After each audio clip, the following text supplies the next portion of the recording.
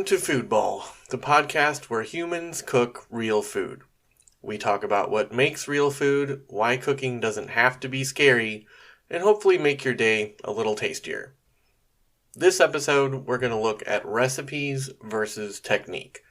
Some people use recipes, some people learn technique, some people use technique to create recipes for people who don't know technique, and around it goes.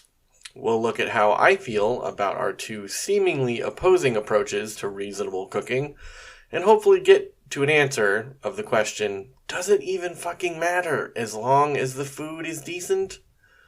We'll have some weigh-ins from a couple of folks on Twitter, some insights I found from books, and of course, a little bit of mostly good-natured mocking of food personalities. We do have a quick word from a special guest, though, before we get started. Hi, my name is Colin. I am 6 years old, and I just wanted you to know this is my dad making this podcast, and I hope you all love it. So, bye. That was my son, Colin. He's 6, and hopefully soon he'll join me in the kitchen, but more on kids and cooking in a future episode. First of all, though, it's time for the as-yet-to-be-named 3 things we do before the main part. Our food history fact. Recipes are old as fuck. The oldest sequenced recipe ever found was on the walls of the ancient Egyptian tomb of Senet. Back in the 19th century BC, it taught people how to make flatbreads. The second oldest, from the 14th century BC, described the making of Sumerian beer, locally referred to as liquid bread. It was captured on clay tablets as part of a hymn to a goddess named Ninkasi, dedicated to beer. The first recorded cookbook that's still in print today is Of Culinary Matters, originally De Re Coquinaria, written by Apicius in 4th century AD Rome. Cooking science tip. Weight versus volume. Which weighs more? A pound of feathers or a pound of bricks? Chew on that one for a moment, and then realize that, of course, they weigh the same. They're both a pound. But a pound of bricks is a hell of a lot more dense than a pound of feathers, and they will each look significantly different if you put them in a bucket. Volume is the space something takes up, and weight is how heavy it is. So measuring by weight is a lot more accurate because a lot of ingredients, whether they're wet or dry, don't weigh the same even if they have the same volume because they have different densities, and you can fuck up your entire day. So a couple of advantages of measuring your ingredients by weight versus volume. It's way more accurate, so you save time remeasuring or adding or subtracting. Saves money because you're more efficiently using your ingredients. Provides consistent results. So each batch is the same, whether you're making cookies or pancakes or whatever. It eliminates a little bit of the need for extra measuring utensils. When you're making bread, you can just do everything in a bowl on a scale. Instead of using a bunch of cups, which you then have to wash, or in my case, let your wife wash because she's a better dishwasher than you, and that's not a sexist or misogynist thing. She literally is a dishwashing wizard. I don't know how she does it, but it's crazy. And like I said, it allows you to measure directly into one bowl using a tare function on your scale. And it's easier to then scale up or down a recipe because everything has standard measurements that you can double or cut in half or triple or whatever you need to do. And this is especially true in baking, which I personally don't like to do because it's almost 100% recipe based. It's very chemistry and science oriented as far as, putting things together and getting a final result. But using ingredients measured by weight is super important and has kind of become the standard now, which is really nice. If you are making recipes, try to find the measurements listed in grams. I've done a few where I had to scale, or I had to convert them to grams on my own, and it was a pain in the ass. But also, most importantly, get a damn scale for your kitchen. They're cheap. You can find them on Amazon. Get one that's down to, 1/10 of a gram. They work in ounces and pounds and all kinds of fun stuff. And I promise you'll use it a lot more than you think you will. And now, finally, it's time for our shitty food media of the week. This week, we're going to talk about Jamie Oliver's 5 Ingredients Cookbook, published in the United States in 2019, and then kind of largely about Jamie Oliver in general. The crux of this cookbook and the kind of theme is that every single recipe in the book only has 5 ingredients, and so it's supposed to be very accessible and very easy because he's not including a lot of fancy stuff that might scare people. However, upon closer inspection, because I got this from the library when I saw it, and I had to know. So, looking at his egg fried rice recipe, which those of you who are fans of Uncle Roger know is a very bad recipe, the ingredients listed is 5, but the ingredients that are in the actual recipe are 9. So he lists green onion, rice, eggs, tofu, and chili jam. That's the listed one, so it's already a shit recipe to begin with. But then in the procedure section, he mentions adding olive oil and water and salt and pepper. His steak sandwich also has 9 actual ingredients. He lists steak, onion, mustard, bread, and cheese, but then in the instructions includes olive oil, salt, pepper, and red wine vinegar. So you kind of get where I'm going. It's being a little pedantic. You shouldn't necessarily have to list salt, pepper, olive oil in all of your recipes, but you're making an assumption as the recipe writer there that everybody has those things in their kitchen, and not everybody does, and I'll get into that here in a little bit. Recipes are not always as cut and dried as you might be led to believe, and on top of everything else, Jamie Oliver is kind of an asshole. Just as a couple of examples, these are sourced from The Independent. Jamie paid himself about $7 million in 2018, despite the collapse of his pretty large restaurant chain in the United Kingdom. They closed 22 of their 25 locations and resulted in about 1,000 people losing their jobs. But he, of course, took home $7 million. What's more, he got a bunch of school lunch employees laid off in West Virginia because he came in with his television show and said that he didn't like what they were serving the kids for lunch and demanded they change a bunch of stuff. He also used his platform as a celebrity chef to talk about how easy and fun and super important breastfeeding is. And he was quoted as saying, "If you breastfeed for more than 6 months, women are 50% less likely to get breast cancer. When do you ever hear that? Never. It's easy. It's more convenient. It's more nutritious. It's better. It's free." Jamie Oliver is not a woman. Jamie Oliver has never breastfed or attempted to breastfeed in his entire fucking life. He doesn't know anything about it, just like I don't know anything about it. He has 5 kids or 7 kids or however many it is, and they all have goofy names, but he does not get to talk about breastfeeding or its level of difficulty. It is not easy. I will say that, and that's all I will say about it. Jamie Oliver also slit the throat of a still alive lamb on television, again for his television show, during basically primetime hours on the BBC, ostensibly where children could be watching. And also, it was just a lamb standing around, and he came up and killed it.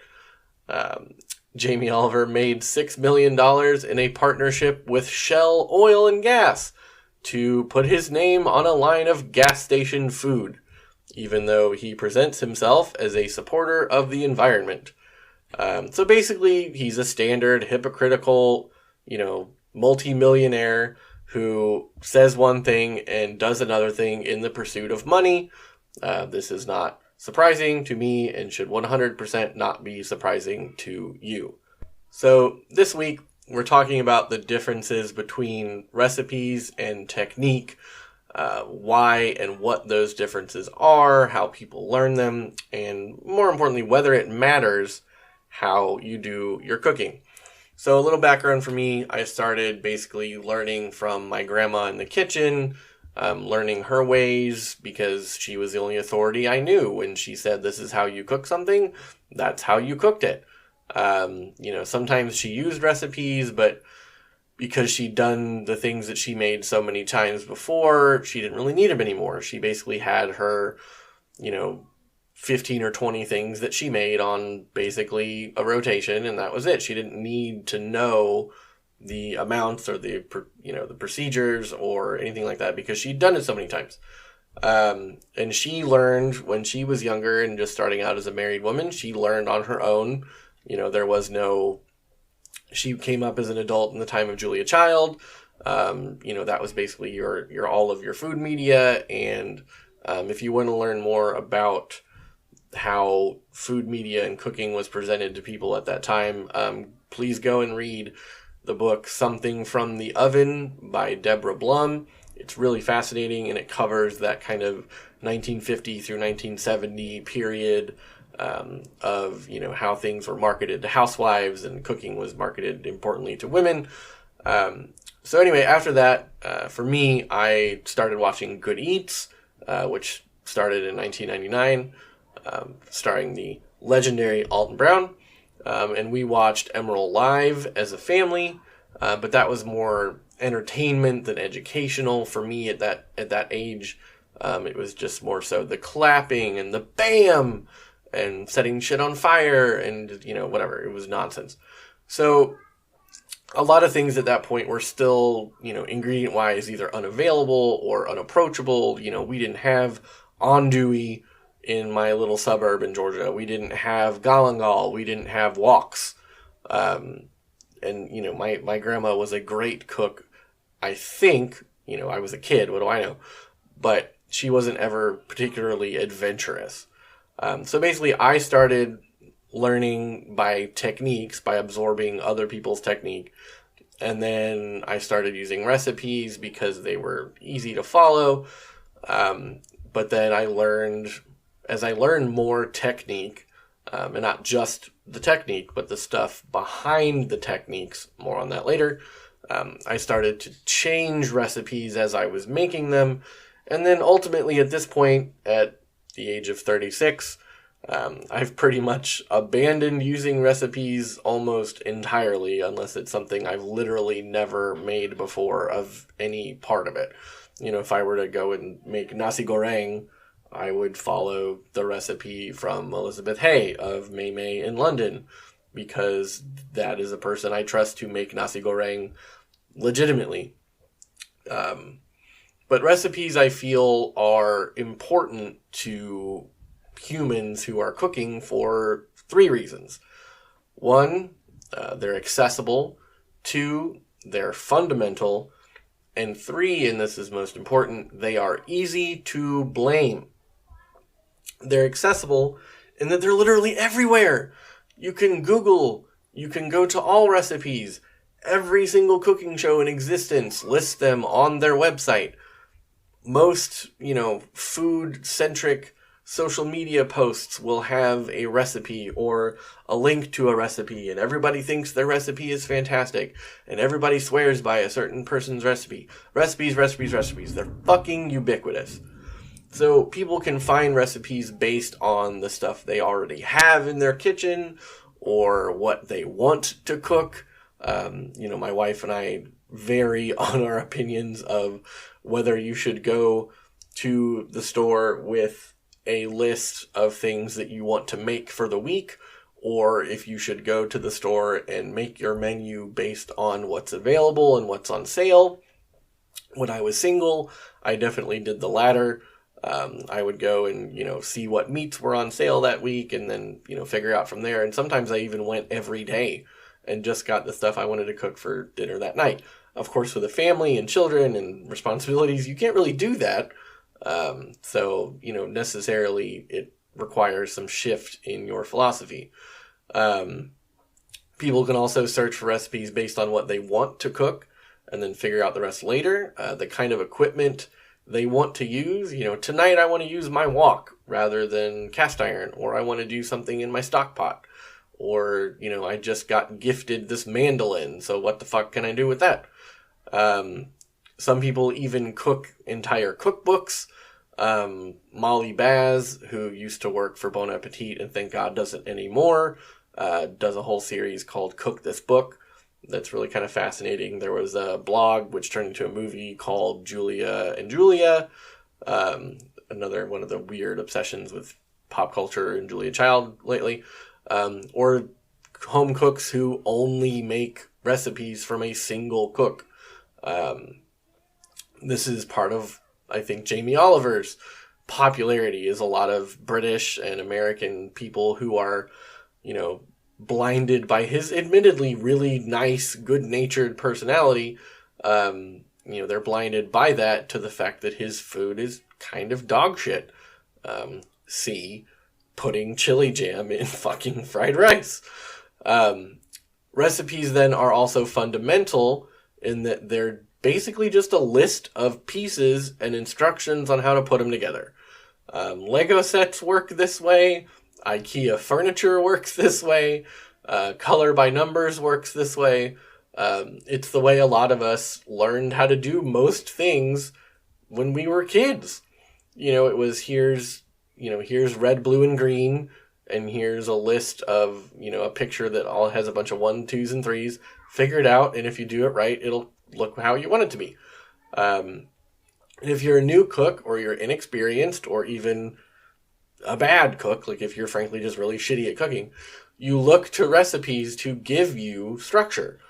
The entire enterprise is a contract entered into between you, the reader and cook, an eventual craftsman, and the author or the website, the supposed authority that you trust with your food budget, your time, and your personal safety. Choosing a particular recipe is kind of like a covenant that if you follow the amounts, the choices of ingredients, and the steps in the instructions in exactly the way they're presented, you'll make something worth eating. This is the fundamental core of the existence of recipes and why they've persisted for, as we found out, tens of thousands of years. And lastly, and like I said, I think this is most of why recipes are so widely utilized, they're easy to blame when things go to shit. Because you, as the home cook, you followed the directions, you bought everything on the ingredients list and measured it exactly. So the blame for your dry, nasty chicken or burned ribs or, sunken souffle is entirely on the recipe writer or the cookbook or the website, right? Like, that's obvious. It seems that way. If their instructions and list of ingredients were all correct, surely the finished product would work, because these recipes are ostensibly tested and people have made them and other people say that they're good. So there must be something wrong with the recipe if what I did is garbage. There's got to be some level of culpability, and that's definitely not on you. Except, no, that's not really the case, because recipes, much like the humans who write them, are fallible. They are not perfect. Something that I think is really important to realize is that recipes are written in wildly different styles, just like any other form of writing. They can be formal and stiff. They can be conversational. They can be friendly or authoritative. Like Jamie Oliver's cookbook is very, like, he's with you in the kitchen and your buddies, and, right, it's so simple. Just put this chili jam right in the rice and, just shake it up and dish it, and it's fucking delicious. Or apologies for my terrible accent. And Jamie Oliver would never say the word fuck. Somebody like Alton Brown's recipes are a little more technical, because he assumes that if you're reading an Alton Brown cookbook, you have at least an interest in the science behind gluten formation. And so it's a little more structured, it's a little more scientifically minded. Every single recipe and recipe writer makes an assumption about the cooking ability of the intended end user of the recipe, because it's a piece of content just like anything else. Like this podcast. I have a target audience that I'm trying to reach, from running the gamut from I can't boil water, I exclusively eat Happy Meals, to somebody like my brother, who I hope to have on soon, who metrically measures his coffee every morning and, uses an infrared thermometer when he makes coffee to make sure the water is exactly the right temperature to the degree, and kind of bridging. So this podcast is intended to bridge the gap between those groups of people, and hopefully wind up somewhere in the middle where the non-boil water people can make themselves food that's pretty good, and the high-end bougie foie gras burger people realize that it doesn't have to be expensive and fancy to be good. So if you're following a recipe written by someone who assumes you, the end user and cook, have a higher level of cooking intelligence than you actually do, it's gonna go badly. As an extreme example, what if you don't know exactly what saute means? Following recipes that just say saute the butter in olive oil, that's not going to work if you don't know what saute is. If you're using, a grill pan or a griddle or, trying to cook on a hot plate. Following some recipes exactly as they're written are going to end up with absolute kitchen disasters, because the level of ability assumed by the recipe writer and the level of ability of the recipe follower are not the same. As a fun kind of thought experiment, which I first did way back in 4th grade, and you guys probably have done it at some point too, write down a list of instructions and ingredients for how to make a peanut butter and jelly sandwich. And then give those instructions to someone else and instruct them to follow it exactly how it's written, and see if they can make a peanut butter and jelly sandwich. Seems pretty simple, right? Like, how hard is it to fucking make a peanut butter and jelly sandwich? But you forget that becomes such like a ingrained muscle memory kind of thing. Take notice. Did you include notes on opening the jar of peanut butter or jelly? Did you specify using a knife? Did you specify what kind of knife? Did you ever, mention needing to open the package of bread and take out 2 individual slices? Trust me, if, it gets really, really bad and really, really funny really fast. Especially if you do it with your kids or have them do it because they think it's just as easy as an adult does. And then you show them that, the devil's in the details. So all this is not to say that recipes are inherently useless, or, that cookbook writers are cruel, unforgiving wordsmiths hoping their audience, catches their duck confit on fire, which would be hysterical. Recipes are... I'm going to just give you a moment to listen to this, because this is important. Recipes are a conversation between 2 cooks who can't be in each other's kitchen to help. One is the teacher, one is the student.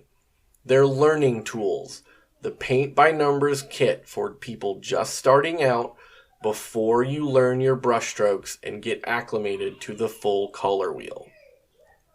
If you and the other cook know each other really well, much like in a successful marriage or a really long-term friendship, you can read between the lines of what's written in the recipe and get to the meat of what's really being communicated.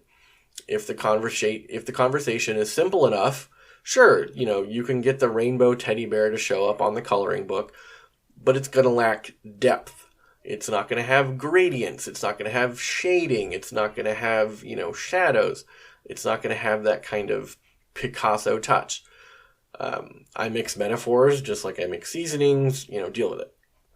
If, however, this conversation that you're having gets really deep or goes into something you're not super knowledgeable about, and we've all been there, you'll instinctually try to cover for it.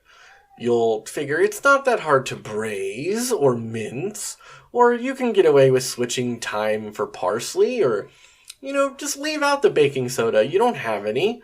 How much could it possibly matter? Or, yeah, I can fake talking to my vice president of human affairs at work who is whining about his private jet maintenance bill because that's something that I have experience with, no problem. If you don't know the topic of conversation well enough to keep it going with somebody who does, you are going to fail. Recipes are like icebreakers. Everybody, regardless of their willingness or excitement to be at the office party, can at least participate. Sure, if you've got a golden tongue or, an aspiring political career, this level of conversation may seem boring, uncultured, or even downright disrespectful. But for those people who really don't know how to conduct themselves but are willing to try, recipes give them the chance to produce a tangible representation of their efforts that has an above-average chance to be successful. How many among you, my loyal listeners, have thrown caution to the wind and attempted a new hobby entirely from scratch? Was the result everything you'd hoped for? Did you pick up a guitar for the very first time ever and rock out Stairway to Heaven? Fuck no. You sounded like a cat being, slammed against the wall. Thank you, Monty Python. But what if you had a step-by-step, battle-tested set of components and instructions that you could reasonably assume would turn out a project that you were intending to make? That's pretty awesome. And cooking is kind of unique, I feel like, in that that's a valid kind of way to approach it. Sure, you can take guitar lessons, but that's just to fundamentally make the thing do what you want it to do. There is, and I'm sure if you can come up with examples of something like that works like cooking, please let us know. That would be great. So for that reason, and for those people, the concept and execution of the recipe is definitely, I would say, the way to start.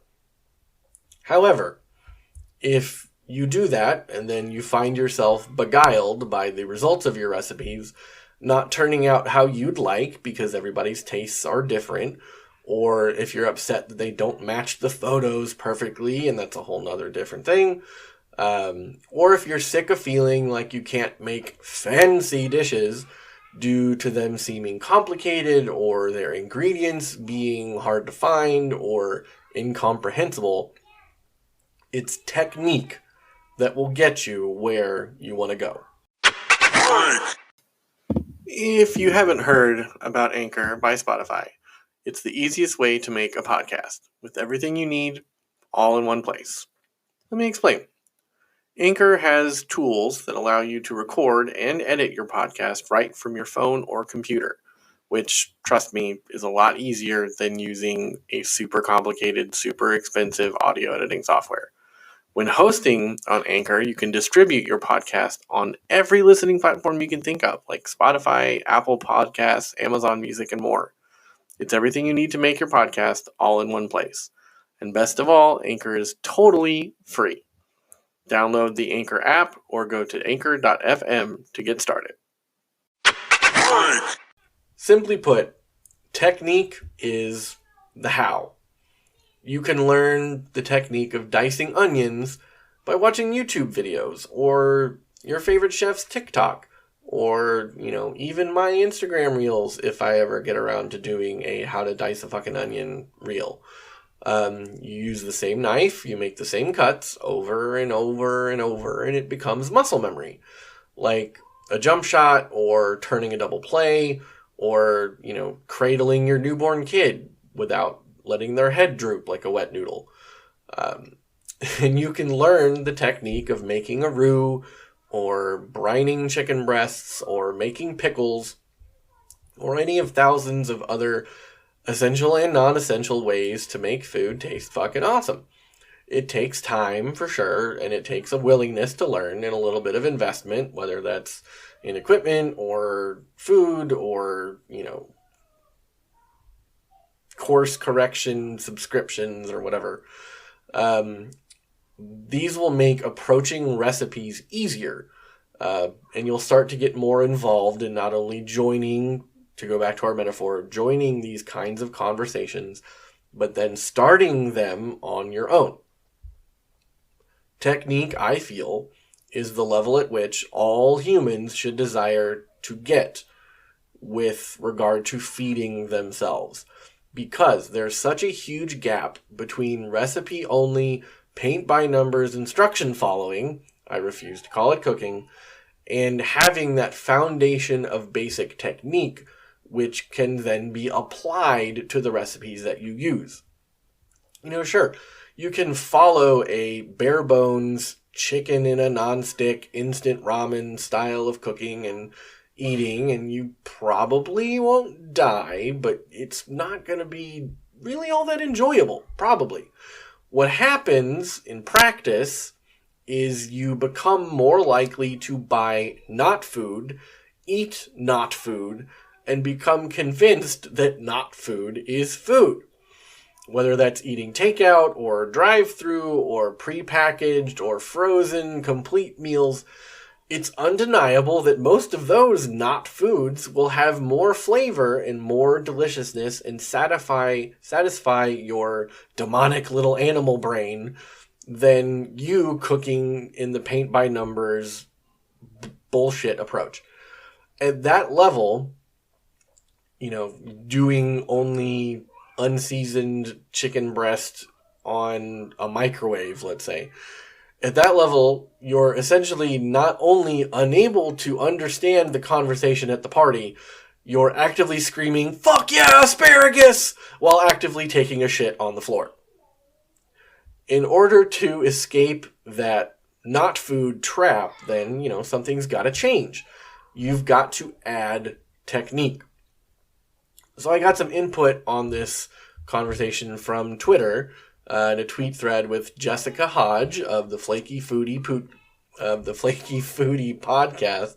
Find her at the Flaky Foodie on Twitter. She wrote, "I think having the instinct is what makes the difference. I can follow the heck out of a recipe, but my cooking skills pale to the pinch of this people who instinctively make good food. It's like painting by numbers versus freehand. Anybody can make art. There's skill in painting by numbers. Some people may have trouble staying in the lines and following directions. If you complete one, it deserves to be displayed in your home, but a Picasso, that's an original, and that belongs in a museum.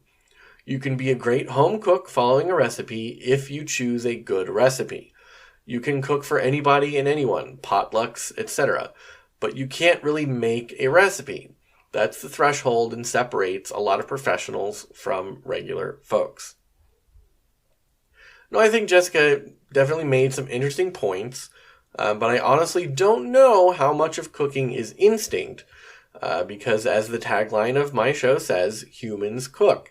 We have for tens of thousands of years, and natural selection would have removed any non-cooking instincts from the gene pool a long time ago. On top of that, so-called regular or home cooks make and share recipes all the time.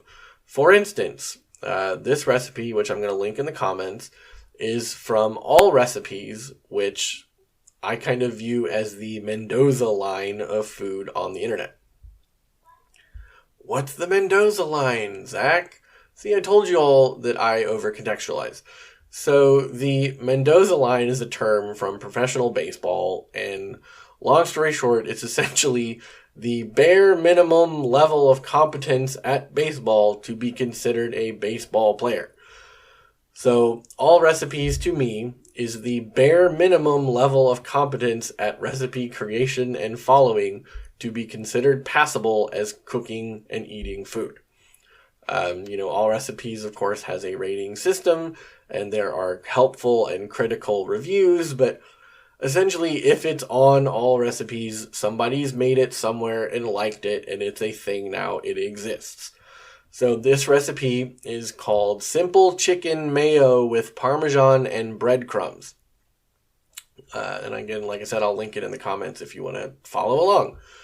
Ingredients: 2 skinless, boneless chicken breasts, 2 1/2 tablespoons grated Parmesan cheese, 2 tablespoons mayonnaise or more to taste, 2 tablespoons breadcrumbs or more to taste, 1.5 teaspoons herbes de Provence.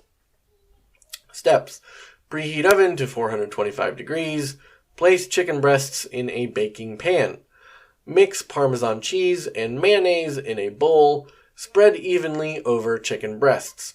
Coat with breadcrumbs. Sprinkle with herbes de Provence. Bake in preheated oven until chicken breasts are no longer pink in the center and the juices run clear, 20 to 25 minutes. An instant read thermometer inserted into the center should read at least 165 degrees Fahrenheit. So, for those of you listening who know anything about cooking and have kind of graduated into the technique scale, you already know why I picked this recipe, for several reasons. But let's read some of the comments. Let's dive in a little bit and see what we can learn. So, comments. This is a quick and easy and very delicious dinner to prepare. I used a packet of Costco boneless, skinless chicken breasts and followed the recipe. The breadcrumbs I used were the Progresso Italian breadcrumbs. I did make my own herbes de Provence using a recipe from this site. Timing was perfect and dinner was delicious. We will have this one again, blah, blah, blah. Next, I didn't have herbes de Provence or the ingredients to make it myself. However, the recipe instructions plus the herbs I added that I had on hand, garlic, poultry seasoning, salt, pepper, etc., made this delicious. Highly recommend and will try soon with the herbes de Provence.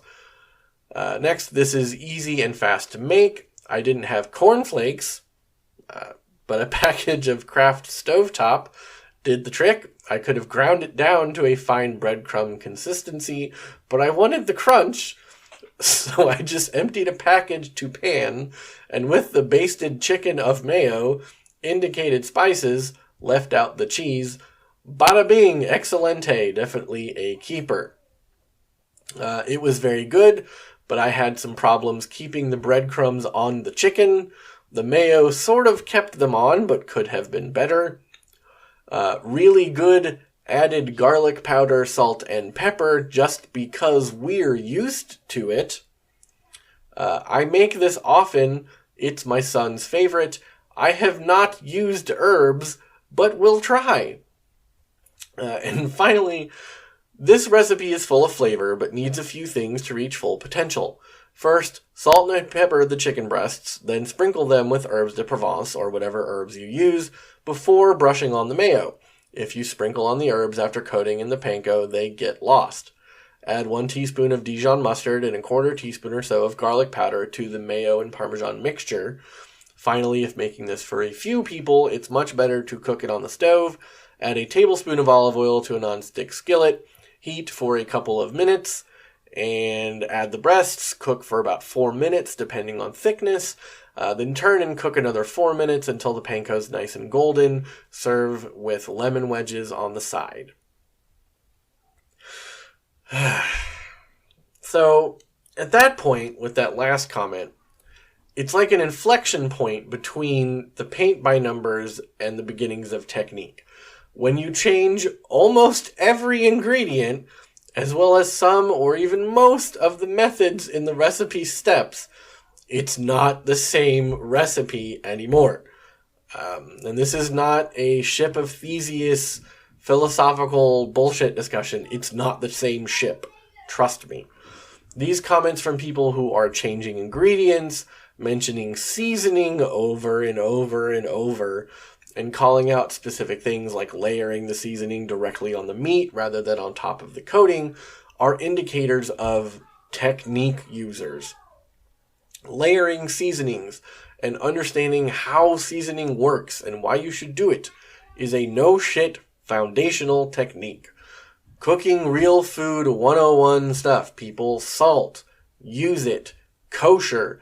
Diamond Crystal. On Amazon. Get a salt pig. Come on. So choosing to level up and learn even the most low-hanging kinds of techniques, like salt, can take tasteless chicken breasts with mayonnaise melted on top to something you wouldn't necessarily mind making for your mom or someone you might eventually want to see naked. As a side note, I'm generally including ingredient and hardware knowledge as part of technique here.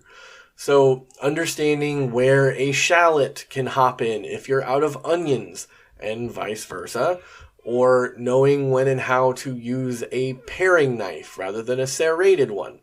That kind of stuff.